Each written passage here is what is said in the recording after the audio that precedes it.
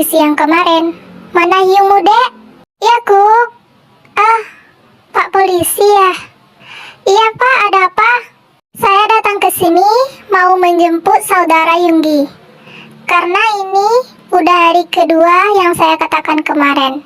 Jadi saya harus membawanya ke kantor. Tapi Pak, Agus Hyung nggak salah, Pak. Katanya dia nggak ada nabrak orang. Ya, untuk kepastian salah atau tidaknya, saudara Yoongi silahkan dijelaskan di kantor polisi saja ya, Dek. Udahlah guys, kalian tenang aja.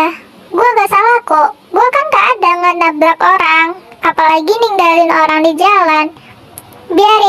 Biarin gue dibawa sama bapak ini. Nanti gue bakal jelasin kok di kantor. Ya, benar sekali.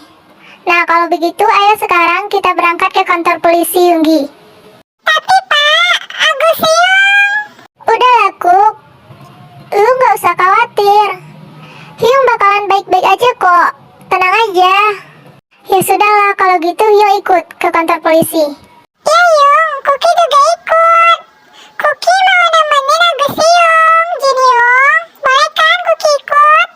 Iya, kalau begitu ayo kita pergi beramai-ramai ke kantor polisi. Baiklah, saudara Yoongi, saya akan memulai beberapa pertanyaan untuk kasus ini. Tolong Anda jawab dengan jujur. Baik Pak, silahkan. Oke, baiklah kita mulai. Apakah hari itu kau keluar dan menabrak seorang wanita lalu meninggalkannya di tengah jalan tanpa membawanya ke rumah sakit, sehingga orang-orang datang beramai-ramai dan saudara Yoongi lari dari tempat tersebut? Tidak Pak, itu tidak benar. Saya tidak ada menabrak orang. Lalu, bagaimana kejadian kronologinya yang benar menurut Anda? Silakan jelaskan dengan rinci kepada saya.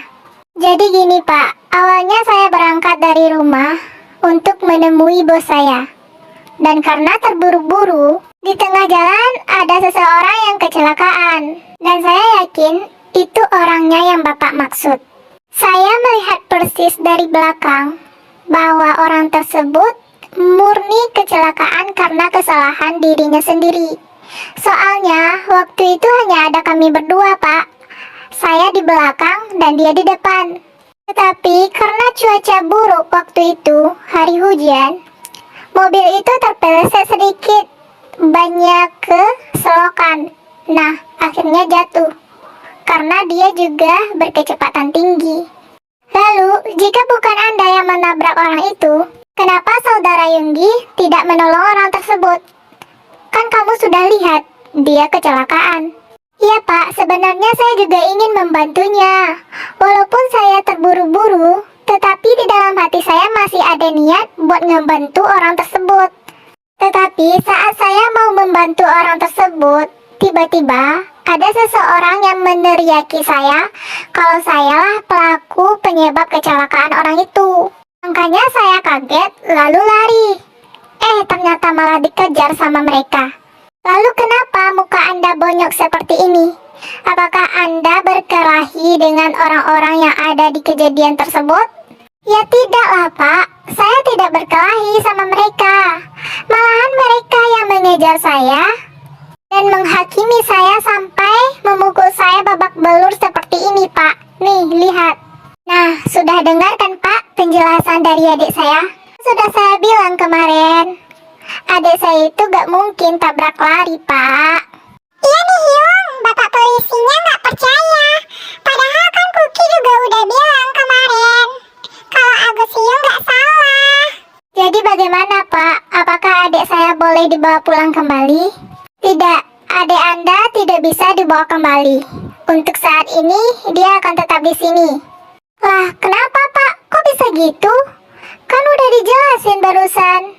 Hyung saya gak salah Pak. Dia itu gak ada nabrak orang. Malahan dia yang jadi korban kereokan sama warga yang ada di saat itu. Ya, mohon maaf ya sebelumnya. Kita tidak bisa mendengarkan penjelasan hanya dari salah satu pihak. Apalagi di saat kejadian, tidak ada orang yang melihat peristiwa tersebut. Hanya ada korban dan saudara Yoongi. Ya terus gimana solusinya, Pak? Saya juga nggak mau kali harus dipenjara. Muka saya juga udah bonyok, Pak. Ini korban ini. Sampai dikeroyok gini, sakit loh, Pak. Ya, saya juga tahu saudara Yunggi sedang sakit. Ih, ayolah, Pak. Bolehin Hyung Kuki pulang. Kuki nggak mau Agus Hyung di penjara. Ntar kasihan loh. Bapak, gitu mah. Tadi kan disuruh ngejelasin doang ke sini. Udah dijelasin, malah nggak boleh pulang. Bapak gimana sih? Terus maunya Bapak apa? Ya, kami sebagai polisi hanya menjalankan tugas ya, Dek. Ya, terus maunya Bapak apa? Jadi gini, untuk saat sekarang ini solusinya cuma satu. Apa itu, Pak, solusinya? Jadi, untuk memastikan kalau bukan saudara Yunggi pelakunya, saudara Yunggi harus menemukan orang yang kecelakaan di kejadian waktu itu. Hah? Gimana? Temukan orang yang ada kecelakaan waktu itu? Jangan ngadi-ngadi deh, Pak. Saya aja nggak tahu siapa orangnya. Jangankan orangnya, identitasnya aja. Cewek apa cowok saya nggak tahu, Pak. Kan saya nggak lihat. Dia kan di dalam mobil, Bapak. Tolong dong. Ya, Pak. Nggak bener nih. Udah dijelasin, malah disuruh cari orang itu.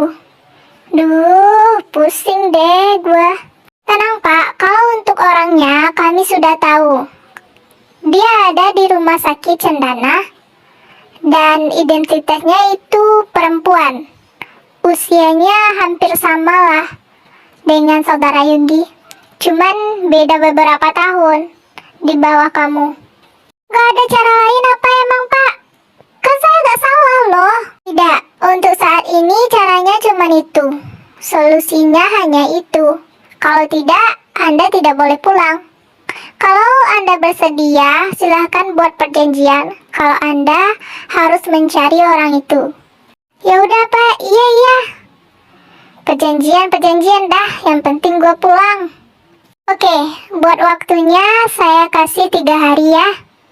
Kamu harus menemukan orang itu. Ya udah, Pak, iya. Cepet banget dah waktunya.